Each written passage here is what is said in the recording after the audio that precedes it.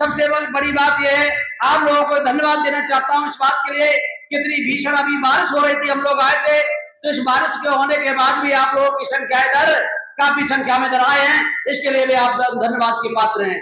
सम्मानित साथियों, मैं आपको बताना चाहता हूं मेरे भाइयों, जहां आप विधानसभा कैसे जीतेंगे, ये विधानसभा का किस प्रकार से जीतेंगे, जिस प्रकार से आपने 2013 में अम्बा विधानसभा जीत करके 11,500 से जीत करके भोपाल में आपने प्रत्याशी पहुंचाया था, आपने बहुजन समाज पार्टी का सिपाही पहुंचाया था।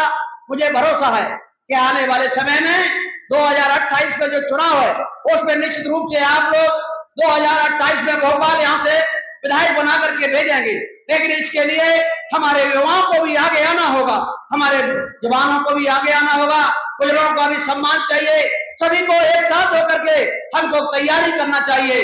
अगर आज से हमने ये तैयारी कर ली सम्मानित साथियों, तो मैं कहना चाहता हूं मेरे भाइयों, आपकी विधानसभा को जीतने से कोई नहीं रोक सकता है। और सम्मानित साथियों, मैं आपको गणित बताता हूं, आपकी विधानसभा में 276 पोलिंग है, आपके विधानसभा में 30 सेक्टर है, आपके विधानसभा में विधानसभा के 7 पदाधिकारी हैं। सम्मानित साथियों, 276 पर अगर आपने 5-5 बना लिए तो 1330 पदाधिकारी होते हैं। सम्मानित साथी, इसी प्रकार से आपने 30 सेक्टरों में आपने 12-12 पदाधिकारी बना लिए तो सम्मानित साथियों 360 पदाधिकारी होते हैं, 7 पदाधिकारी सम्मानित साथियों आपके विधानसभा के होते हैं। इस प्रकार से आपके विधानसभा में 1697 पदाधिकारी बन के तैयार हो जाएंगे, अगर आपने ईमानदारी से तैयारी कर ली तो।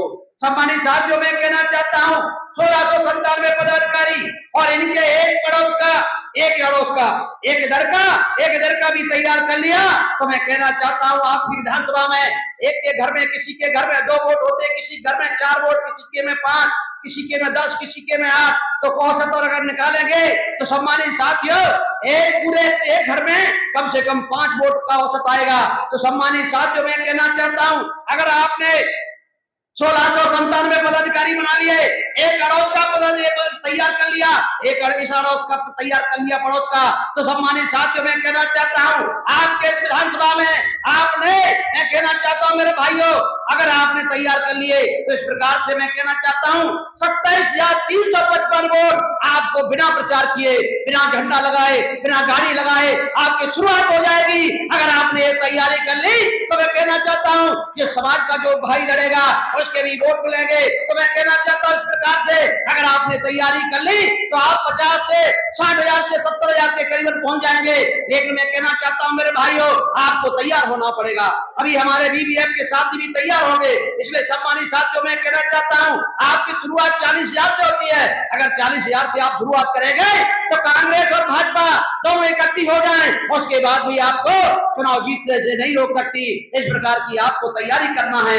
मेरे सम्मानित साथियों, बताना चाहता हूं कांग्रेस और भारतीय जनता पार्टी दोनों के दोनों एक ही थैले के चट्टे बट्टे हैं। मैं सम्मानित साथियों कहना चाहता हूं हमारे जो महापुरुषों के फोटो लगे हुए हैं, ये महापुरुषों ने हमारे लिए क्या किया आप लोग जानते होंगे। सबसे पहले मैं कहना चाहता हूं महात्मा फुले ज्योतिराव महात्मा फुले, इन्होंने हमको शिक्षा की दिशा दी, शिक्षा की ज्योति जलाई। अगर वो नहीं होते तो हम लोग पढ़ने लिखने का अधिकार नहीं होता। अगर महात्मा फुले नहीं होते तो डॉक्टर बाबा साहब नहीं पढ़े लिखे पढ़ पाते, और डॉक्टर बाबा साहब नहीं पढ़ पाते वो डॉक्टर बाबा साहब को विदेश में जाने का मौका नहीं मिला होता। डॉक्टर बाबा साहब नहीं पढ़े होते तो आज हमको हमारे लिए हक अधिकार नहीं दिए होते।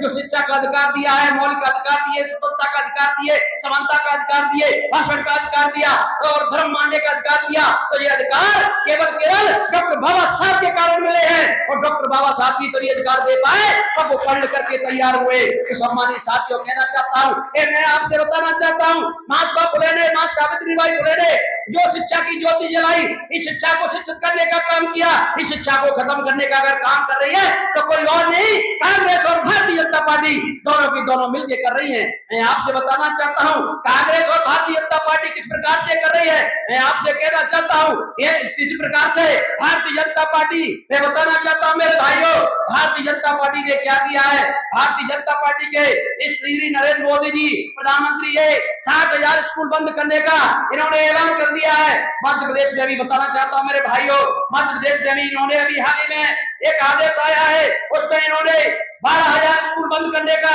आदेश, सरकारी स्कूल बंद हो गए।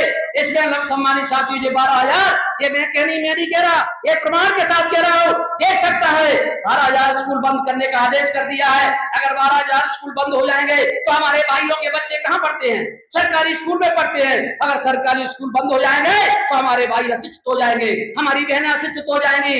एक आदेश इन्होंने और किया है, जिस स्कूल में 1 से 20 बच्चे पढ़ रहे हैं, अगर कोई टीचर बैठा हो उसको जानकारी होगी, जिस स्कूल में 1 से 20 बच्चे पढ़ रहे हैं उस स्कूल को भी बंद करने का आदेश कर दिया है। तो सम्मानित साथियों, जब स्कूल ही नहीं रहेगा तो हमारे बच्चे कहां से पढ़ेंगे? अशिक्षित हो जाएंगे। तो हमारे महापुरुषों ने जो विचारधारा है उसको खत्म करने का काम कर रहे हैं, हमको अज्ञान बनाने का काम कर रही है, ये भारतीय जनता पार्टी काम कर रही है। लेकिन इस दिशा की ओर कांग्रेस से एक भी आवाज नहीं आ रही। कांग्रेस और भाजपा की दोनों की मिली भगत है। मैं सम्मानित साथियों कहना चाहता हूं, 24 जुलाई 2024 को जो बहुजन समाज पार्टी ने आरक्षण वर्गीकरण के विरोध में जो धरना दिया था, उससे पहले मैं सम्मानित साथियों बताना चाहता हूं, उससे पहले देश के प्रधानमंत्री भाजपा सरकार ने इन्होंने क्या किया?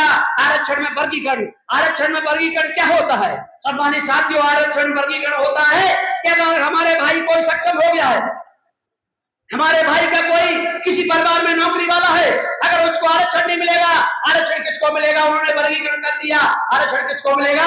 जो गरीब है, असहाय है, जो पढ़ने लिखने, जिसका सरकारी स्कूल बच्चे पढ़ रहे हैं। लेकिन मैं कहना चाहता हूं, इधर तो आप आरक्षण में वर्गीकरण की बात कर रहे हैं। अगर हमारा सरकारी अधिकारी कर्मचारी पैसे वाला हो गया तो उसको आरक्षण बंद करने के लिए कार्रवाई कर दी है, निर्देश लाके पारित कर दिया है। लेकिन मैं कहना चाहता हूं, इन्होंने पारित करने की कोशिश की थी तो हमारे देश के सांसद लगभग 100 से ज्यादा मोदी जी के सामने खड़े होकर के क्या कहते हैं? ए सांसद मोदी जी, इस आरक्षण को, इस वर्गीकरण को रोक दीजिए। तो उन्होंने कहा कि हम आपकी बात को मान लेते हैं, अभी थोड़ी देर के लिए रोक देते हैं, जब वहां हरियाणा में चुनाव नहीं था। सम्मानित साथियों, जिस प्रकार से जैसे ही हरियाणा में चुनाव हुआ, वहां उनकी सरकार बन गई, उसके बाद उन्होंने लागू कर दिया, और लागू करने के बाद अगर विरोध करने वाली पार्टी है तो बहन कुमारी मायावती के निर्देशन में केवल बहुजन समाज पार्टी है। 24 जुलाई 2024 में इनका विरोध किया था, पूरे देश में विरोध हुआ था ये आरक्षण का वर्गीकरण का, लेकिन किसी पार्टी ने इसका विरोध नहीं किया। कांग्रेस और भाजपा या अन्य पार्टी ने किसी ने विरोध नहीं किया। लेकिन मैं कहना चाहता हूं, ये आरक्षण का वर्गीकरण का ये देश अगर लागू करने वाला प्रदेश है तो कांग्रेस शासित तेलंगाना में कांग्रेस की सरकार है। 1 अप्रैल 2025 को इन्होंने सबसे पहले लागू कर दिया। तो सम्मानित साथियों कहना चाहता हूं, कल कई लोग कहते हैं कि कांग्रेस हमारी देसी पार्टी है, कांग्रेस आपकी देसी पार्टी कहां से है? ये हमारा वर्गीकरण इन्होंने लागू कर दिया।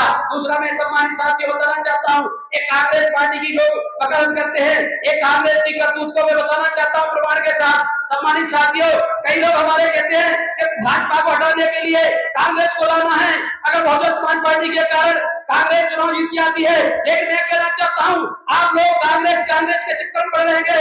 ये कांग्रेस का सबसे बड़ा लक्ष्य भारत से आरक्षण समाप्त करना।